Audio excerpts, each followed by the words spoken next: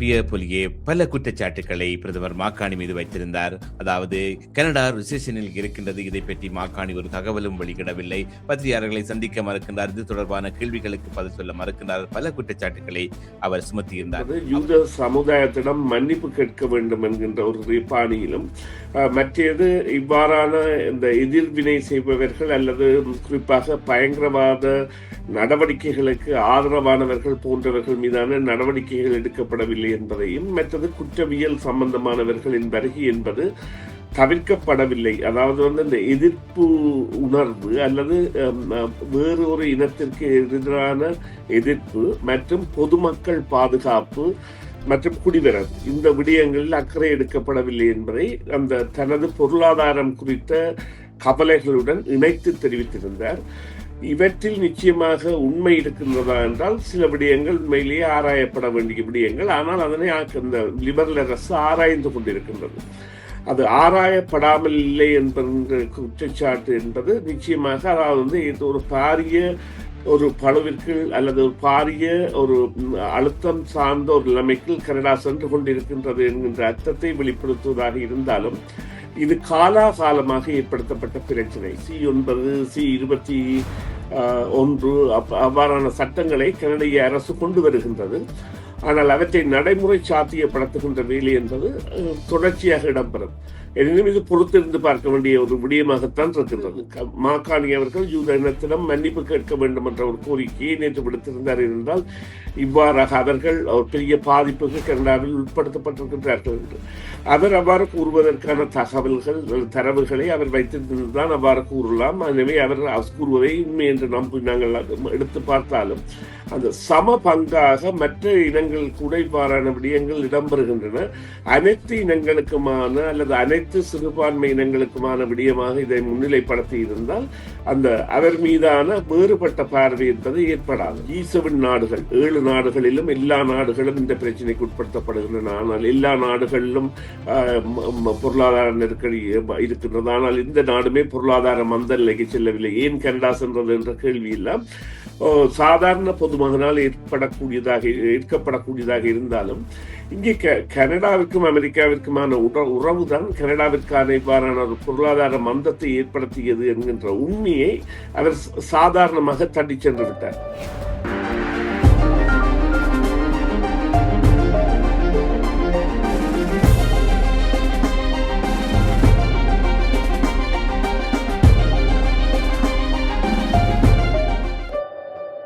செய்தியின் பின்னணி நிகழ்ச்சிக்காக சுரேஷ் தர்மாவை இந்த வேளையில் இணைத்துக் கொள்ளப் போகின்றோம். வணக்கம் சுரேஷ். வணக்கம் தர்மா. வணக்கம் நேர்களே.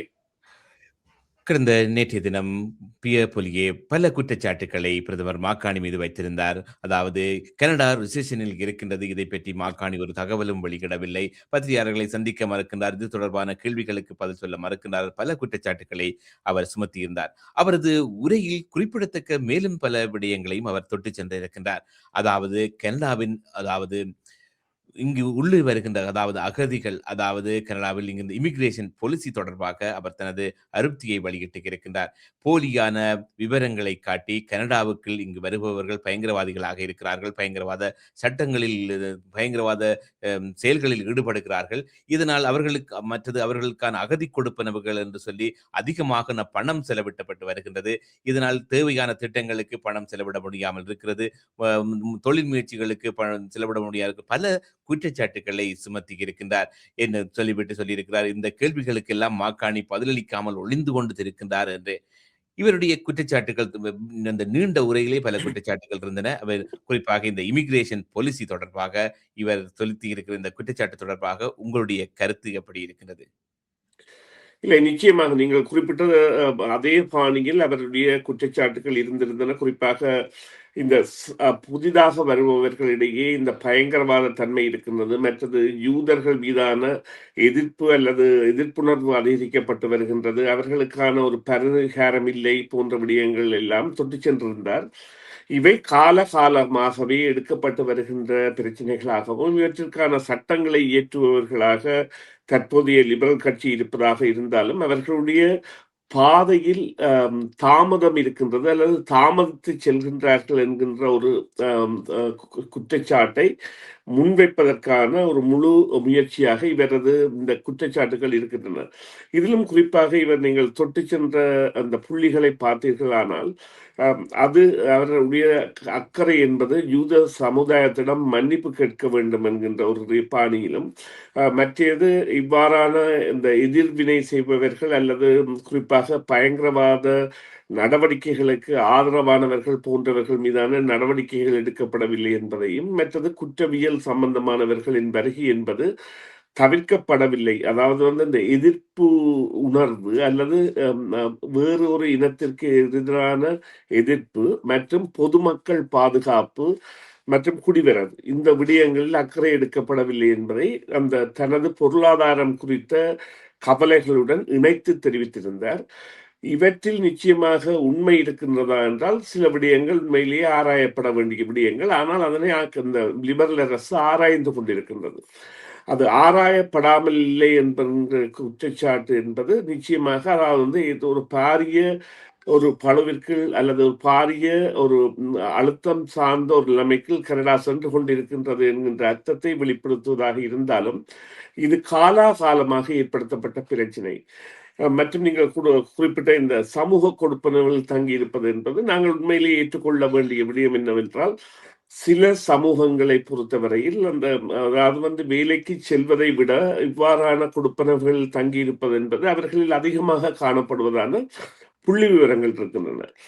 அதே போன்று இந்த பெற்றோரை அழைத்து பிறகு அவர்களை இவ்வாறான கொடுப்பனவிற்கு இட்டு செல்வது எல்லாம் இந்த கன்சர்வேட்டிவ் கட்சியை பொறுத்தவரையில் அது இந்த குடிவரவாளர்களால் ஏற்படுத்தப்படுகின்ற பிரச்சனையாக தேசிய நலன் சார்ந்த அல்லது கனேடிய நலன் சார்ந்த கனேடியர்களுக்கு போட்டப்படுகின்ற பாடமாக இருக்கின்றது. இங்கே இந்த இரட்டை முகம் பேணுகின்ற தன்மை என்பது இந்த கன்சர்வேட்டிவ் கட்சியால் எப்பொழுதுமே அதாவது பராமரிக்கப்பட்டு வருகின்றது. தேர்தல்களின் பொழுது இவ்வாறு இனக்குழுமங்களை அடையாளப்படுத்துவது என்பது மிகவும் ஒரு கவலைக்குரிய விடயமானதாக கருதப்படுவதற்கான காரணங்களில் முக்கியமானது ஒன்று. தமிழ் சமுதாயம் கூட இவ்வாறான பாதிப்புக்கு உள்ளாகப்பட்டுள்ளது. தேர்தல் சமயங்களில் தமிழர்களிடையே ஒரு பிரச்சாரம் அல்லது தமிழர் சார்ந்த பிரதேசங்களில் ஒரு பிரச்சாரமும், அதே நேரம் மறுபக்கமாக இப்பொழுது அல்பர்டா போன்ற இதர மாகாணங்களில் அந்த கப்பல்களில் வந்த தமிழர்களை அதை முன் நிறுத்தி இவ்வாறானவற்றை தடுக்க வேண்டும் போன்ற பிரச்சாரங்களையும் அந்த கட்சி மேற்கொண்டிருந்தது. அதே பாணியை இப்பொழுது பியப்பொலிவியர் அவர்கள் தொடர்கின்றார்களா என்ற கேள்வி, அதாவது நிலைமை உண்மையா என்றால் நிலைமைகள் ஆராயப்பட்டு அதற்குரிய ஒரு விசாரணை, அதாவது ஒரு சாதாரணமாக இதற்குரிய ஒரு தீர்ப்பாயம் ஒன்று நிர்மாணிக்கப்பட்டு இதன் மூலமான விசாரணைகள் மேற்கொள்ளப்பட்டு அதன் மூலம் நடவடிக்கைகள் எடுக்கப்பட வேண்டிய விடயத்தை எழுந்தமானமாக முற்றுமுழுதாக லிபரல் கட்சி தொடர்ந்து ஆட்சியில் இருப்பதால் தான் இவ்வாறு நிலைமை ஏற்படுகின்றது என்பது கூறுவது ஒரு சற்றே சங்கடமான விடயம். என்னன்னு சொன்னால், இவர்களுடைய ஆட்சியில் கூட இவ்வாறான விடயங்கள் இடம்பெற்றிருக்கின்றது. இருந்த பொழுதிலும் அவருடைய வாக்கு கவர்வு என்பது தற்பொழுது இந்த சிறுபான்மை இனங்களை விட அதிகமாக தான் தங்கியிருக்கக்கூடிய பகுதிகளை நோக்கியதாக நகர்கின்றது என்று சொன்னால், கடந்த தேர்தலின் பொழுது இந்த மாக்காணிக்கு வாக்களித்த கன்சர்வேட்டிவினர் கூட ஒரு தெரிவை கொண்டுதான் வாக்களித்தார்கள். அந்த தெரிவு எவ்வாறு என்று சொன்னால், இப்பொழுதைய பொருளாதார இடருக்கு நிச்சயமாக மாக்காணி தான் ஒரு தகுதியானவர் என்கின்ற நிலையை உறுத்தி அவர்களுக்கு கூட தெரிந்த விடயம் என்னவென்று சொன்னால், மாக்காணி இந்த விடயத்திலிருந்து வெளிவருவதற்கு 2 அல்லது 3 வருடங்களுக்கு மேலான காலம் தேவை. இது உடனடியாக நடைமுறைப்படுத்தக்கூடிய விடயம் அல்ல என்று. எனவே இவரது பிரச்சாரம் என்பது தற்பொழுது நிச்சயமாக ஒரு வாக்கு வங்கியில் 1-2 வீத முன்னேற்றத்தை ஏற்படுத்தக்கூடியதான எதிர்ப்புற பிரச்சாரமாக இருந்திருக்கின்றது என்பதுதான் உண்மை. ஆனால் தற்போதைய நிலையில் இதற்கான ஒரு முடிவு என்பது, இதற்கான முடிவுகளுக்கான சட்டங்கள், அதாவது C9 C21 அவ்வாறான சட்டங்களை கனடிய அரசு கொண்டு வருகின்றது. ஆனால் அவற்றை நடைமுறை சாத்தியப்படுத்துகின்ற வேலை என்பது தொடர்ச்சியாக இடம்பெறும். எனினும் இது பொறுத்திருந்து பார்க்க வேண்டிய ஒரு விடயமாகத்தான் இருக்கின்றது. பொதுவாகவே எங்களுடைய அமெரிக்க ஜனாதிபதி டொனால்ட் ட்ரம்பும் இந்த அம், சட்டவிரோதமாக நாட்டுக்குள் குடியேறியவர்களை வெளியேற்றுவதற்கான முயற்சியாக இந்த இமிகிரேஷன் ஆபீசர்ஸ் என்று சொல்லி ஐசஸை நியமித்து இந்த பல பிரச்சனைகளுக்கு உள்ளாகி இருந்தார். அதுபோல இங்கு இருப்பவர்களும் இப்பொழுது பலத்த ம், அ, ம், இவர் பிய பொலியேவின் கருத்தின்படி ம், சட்டங்களை தங்களுக்கு ஏற்ற மாதிரி பயன்படுத்தி, அதாவது பொய்யான விவரங்களை செயற்படுத்தி கனடாவுக்கு வருகின்ற பொழுது இவர்களை திருப்பி அனுப்புகின்ற முயற்சிகளை இவர் எடுக்க வேண்டும் என்று மாக்காணியை கேட்டிருக்கின்றார். இப்படி பார்க்கின்ற பொழுது இந்த தேர்தல் என்று வருகின்ற பொழுது பல இந்த கனடிய அரசாங்கங்களின் தேர்தல் இப்ப இந்த குடியேற்ற புதிதாக கனடாவுக்கு குடியேறியவர்கள் இமிகிரேஷனால் தான் லிபரல் அரசாங்கம் கூட ஆட்சிக்கு வந்து பெரும்பான்மை வாக்குகளை பெற்றிருந்தது. இப்படி பார்க்கின்ற பொழுது நீங்க உங்களுடைய கருத்தின்படி இவர் இந்த புதிய குடிவரவாளர்களை விட்டுவிட்டு ஒரு ஒரு தனக்கு அது அவர்களுடைய ஆதரவு தேவையில்லை என்ற மாதிரி ஒரு கோணத்தில் பிஏ செல்வதாக இருக்கின்றது. இதை பற்றி நீங்கள் என்ன நினைக்கின்றீர்கள்? இல்லை, அவர்கள் கடந்த கால தேர்தல் முடிவுகளின்படி நிச்சயமாக இந்த பல்லின சமுதாயங்கள் சார்ந்த இடங்களில் பெரும்பான்மையை தீர்மானிக்கக்கூடியதாக சில சமூக வாக்குகள் இருக்கின்றனவா என்கின்ற ஆராய்வுகளை மேற்கொண்டால் அவ்வாறாக இருக்கின்றன என்கின்ற தன்மையுடைய அல்லது தங்களால் வெல்லப்பட முடியாத என்ற தொகுதிகள் சார்ந்த வாக்காளர்கள் யார், அவர்களால் தங்களுக்கு பிரயோசனம் இருக்கின்றதா, இப்பொழுது இஸ்லாமிய சமூகம் சார்ந்த வாக்குகளாகவோ அல்லது வேறு சமூக வாக்குகளாகவோ இருக்கின்ற பொழுது, ஏனென்றால் அவர் யூத இன குறித்ததான அவருடைய கரிசனை என்பது நியாயமானது, நிச்சயமானது. ஆனால் மறுபக்கமாக ஏனைய இனங்கள் கூட இவ்வாறான அதாவது வன் குற்றச்சாட்டுகளுக்கு உள்ளாகப்படுகின்றன அல்லது நிற எதிர்ப்புக்கோ அல்லது இன எதிர்ப்புக்கு உள்ளாக்கப்படுகின்றன என்ற உண்மை அவரால் அங்கே ஏற்கப்படவில்லை அல்லது அவை மறுதளிக்கப்படுகின்றன. ஒரு பக்கம் அதாவது மாக்காணி அவர்கள் யூத இனத்திடம் மன்னிப்பு கேட்க வேண்டும் என்ற ஒரு கோரிக்கையை நேற்று விடுத்திருந்தார் என்றால் இவ்வாறாக அவர்கள் பெரிய பாதிப்புக்கு கனடாவில் உட்படுத்தப்பட்டிருக்கின்றார்கள் என்று அவர் அவ்வாறு கூறுவதற்கான தரவுகளை அவர் வைத்திருந்துதான் அவ்வாறு கூறலாம். எனவே அவர் கூறுவதை உண்மை என்று நாங்கள் எடுத்து பார்த்தாலும் அந்த சம பங்காக மற்ற இனங்கள் கூட இவ்வாறான விடயங்கள் இடம்பெறுகின்றன. அனைத்து இனங்களுக்குமான அல்லது அனைத்து சிறுபான்மை இனங்களுக்குமான விடயமாக இதை முன்னிலைப்படுத்தி இருந்தால் அந்த அவர் மீதான வேறுபட்ட பார்வை என்பது ஏற்படாது. ஆனால் அவ்வாறான ஒரு நிலைமை இல்லாமல் இவ்வாறு இவர் இடம்பெற்றதற்கு காரணமாக சில வேளைகளில் அவர்களுக்கான பண கொடுப்பாளர்கள் மற்றும் அவர்கள் இங்கே தங்களுடைய அதாவது வெற்றிக்கான இலக்கை நோக்கி பயணிக்க வேண்டும் போன்ற தேவைகளை எல்லாம் அவர்கள் ஆராய்ந்து அவ்வாறான ஒரு முடிவை எடுத்திருக்கலாம். இப்பொழுது அவருடைய மீழ்ச்சி என்பது மாக்காணி அவர்களுக்குள்ள அந்த ஆதரவை சற்றே குறைத்து தான் மேலெழுவதற்கான ஒரு நியாயமான, அதாவது இப்பொழுது ஒரு சாதாரண அந்த அவரேஜ் எனப்படுகின்ற ஒரு சாதாரண பொதுமகனால் இந்த விடயம் பார்க்கப்படுமாக இருந்தால் G7 நாடுகள் 7 நாடுகளிலும் எல்லா நாடுகளும் இந்த பிரச்சனைக்கு உட்படுத்தப்படுகின்றன. ஆனால் எல்லா நாடுகளிலும் பொருளாதார நெருக்கடி இருக்கின்றது. ஆனால் இந்த நாடுமே பொருளாதார மந்த நிலைக்கு செல்லவில்லை. ஏன் கனடா சென்றது என்ற கேள்வி எல்லாம் சாதாரண பொதுமகனால் ஏற்கப்படக்கூடியதாக இருந்தாலும் இங்கே கனடாவிற்கும் அமெரிக்காவிற்குமான உறவுதான் கனடாவிற்கான இவ்வாறான ஒரு பொருளாதார மந்தத்தை ஏற்படுத்தியது என்கின்ற உண்மையை அவர் சாதாரணமாக தட்டி சென்று விட்டார். அதே போன்று மாக்காணியின் குணம் தொடர்பான இந்த விவகாரங்களை அவர் கதைக்கின்ற பொழுது அமெரிக்காவை எதிர்த்து உலகில் கதைக்கின்றார். ஆனால் அமெரிக்காவில் சென்று we will make America great again என்று கூறுகின்றார் என்கின்ற கருத்தியலை கூறுகின்ற பொழுது அவர் கூறிய கருத்து என்பது எவ்வாறு பொருளாதார சார்ந்த நிலையில் விருத்தியடைந்து கனடாவால் உங்களுக்கு ஆதரவு அளிக்க முடியும், இது புதிய கனடா, எனவே நாங்கள் ஆதரவளிப்போம் என்பதையெல்லாம் அந்த மறுதளத்தை சொல்லியிருந்தார். எனவே அவருடைய அந்த உணர்ச்சி வசப்பட்ட பேச்சாகத்தான் நாங்கள் இதனை பார்க்க முடியும். அவ்வாறான ஒரு உணர்ச்சி வசப்பட்ட நிலையில் தான் அவருடைய கருத்தியல் என்பது கூட இருந்திருக்கின்றது. அதன் அந்த விழுக்காடு என்பது நிச்சயமாக இந்த ஒட்டுமொத்த வாக்கில் கன்சர்வேட்டிவ் கட்சி என்பது கூடுதலான வாக்குகளை பெற்ற ஒரு நிலைமை இருந்தது என்பது கூட உண்மை. அவ்வாறான நிலையில் அதை ஆசனங்கள் ஆக்குவதற்கான முயற்சியாக இருந்தாலும் ஒரு தேர்தல் வருவதற்கான ஓராண்டுக்கு முற்பட்ட அல்லது ஈராண்டுக்கு முற்பட்ட முயற்சியாக தன்னை ஒரு தலைவனாக நிலைநிறுத்துவதற்கான முயற்சியாகத்தான் அவர் இதனை செய்திருக்கின்றார். அதுதான் உண்மை. பொதுவாகவே பார்க்கிற பொழுது இந்த அமெரிக்கா, மெக்சிகோ, கனடா ஒப்பந்தம் பொருளாதார திட்டங்களுக்கான பேச்சுவார்த்தைகள் திருப்பி நடக்க இருக்கின்றது. அதேபோல் இந்த அமெரிக்க அதிகாரி ஒரு கருத்தை வெளியிட்டிருக்கிறார். அதாவது மற்ற நாடுகள் எல்லாம் டொனால்ட் ட்ரம்பின் வர்த்தக கொள்கைக்கு ஏற்ற மாதிரி தங்களை மாற்றி அமைத்திருக்கின்றன. இயல்பாக செயல்பட்டு வருகின்றன. ஆனால் கனடா மட்டும் விதிவிலக்காக இருக்கிறது. இது அவருடைய உறவில் பாதிப்பை ஏற்படுத்தும் என்ற ஒரு கருத்தையும் வெளியிட்டு இருக்கின்றார். சுருக்கமாக இந்த அவருடைய கருத்தை பற்றி உங்களுடைய நிலைப்பாடு எப்படி இருக்கின்றது? இல்ல நிச்சயமா இது ஒரு நல்ல கேள்வி தர்மா.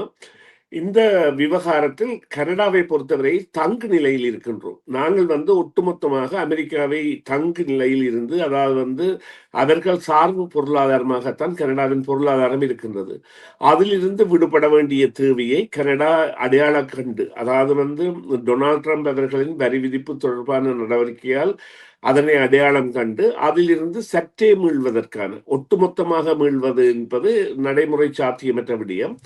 75% தங்கு நிலையில் இருந்து 50% தங்கு நிலைக்கு வருவதற்கான முயற்சியை கனடா மேற்கொண்டிருக்கின்றது. கனடா தொடர்ந்தும் அவ்வாறு மேற்கொள்ளும். அவ்வாறான நடவடிக்கைகளை கனடா எடுத்து வருகின்றது. ஆனால் அவற்றின் பயன்கள் என்பன தெரிவதற்கான காலம் என்பது 1-2 வருடங்களுக்கு மேலாகும். அதனை தெளிவுபடுத்துகின்ற ஒரு சக்தியாக லிபரல் நடைமுறை சாத்தியமுள்ளதாக அதனை தெளிவுபடுத்த வேண்டும். அதாவது அவர்களுக்கு முன்னால் உள்ள கட்டாய கடமை என்னவென்று சொன்னால், ஆம், எங்களுடைய திட்டங்கள் எவ்வாறு கனடாவிற்கு ஆதரவை தரும் அல்லது எவ்வாறு வெற்றியை தரும் என்பதை தெளிவுபடுத்த வேண்டிய ஒரு சூழ்நிலையை இந்த காலகட்டாயம் அவர்களுக்கு இந்த அமெரிக்க அதிகாரியின் கூட்டு கூட ஏற்படுத்தி இருக்கின்றது. ஆனால் அமெரிக்க அதிகாரி கூறுவது போல நாங்கள் ஒட்டுமொத்தமாக மீண்டும் அமெரிக்காவை நம்பி எங்களுடைய பொருளாதாரத்தை வைத்திருப்போமாக இருந்தால் அது ஒரு ஆரோக்கியமான நிலைமை அல்ல. இப்பொழுது கனடாவின் பாதுகாப்பு விவகாரத்தில் கூட இந்த நீர்மூழ்கி கப்பல்கள் கொள்வனாக இருக்கட்டும் அல்லது ரேடார் பொறிமுறை கொள்வனாக இருக்கட்டும், அவற்றின் செயற்பாடுகளை எல்லாம் வெளிநாடுகளில் இருந்து பெறுவதற்கு இப்பொழுது ஜெர்மன் மற்றும் தென்கொரியா போன்ற நாடுகளில் இருந்து பெறுவதற்கான முயற்சிகளில் ஈடுபட்டிருக்கின்றது. அது ஆரோக்கியமான முயற்சியாக பார்க்கப்பட வேண்டும் என்று சொன்னால், நாங்கள் அமெரிக்காவை தொடர்ந்து நம்பி அவர்களிடமிருந்தே தொடர்ந்து இவ்வாறான கொள்வனவுகளை மேற்கொள்ளுவதாக இருந்தால் அவற்றுக்கான அந்த அப்கிரேட்ஸ், அதாவது அவர்களுக்கு அதுக்குரிய அந்த கணினி செயற்பாடுகள் மற்றும் பொறிமுறை செயற்பாடுகளுக்கான அப்கிரேட்ஸ் எல்லாத்தையும் ஒரு காலத்தில் ஒரு முரண்பாடு வரும் பொழுது அமெரிக்காவில் அதை தவிர்க்க முடியும். ஆனால் அவ்வாறு இல்லாமல் நேச சக்தியாக இருந்து ஒரு சகோதர உணர்வுடன் செயற்படுவதற்கான நடவடிக்கைகளைத்தான் கனடா எடுக்கின்றது.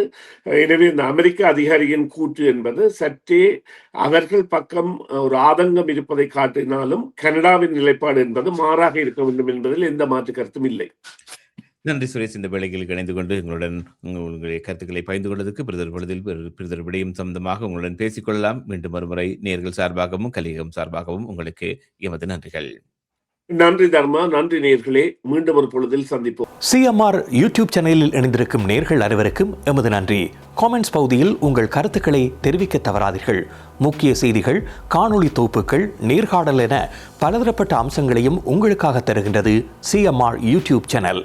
சிஎம்ஆர் என்று சர்ச் செய்து எமது யூடியூப் சேனலை சப்ஸ்கிரைப் பண்ணுங்கள். உங்கள் உற்றார் உறவினர் நண்பர்களோடும் இந்த காணொளி தொகுப்புகளை பகிர்ந்து கொள்ளுங்கள். அருகில் இருக்கின்ற முக்கிய காணொளி தொகுப்புகளையும் தவறவிடாமல் பாருங்கள்.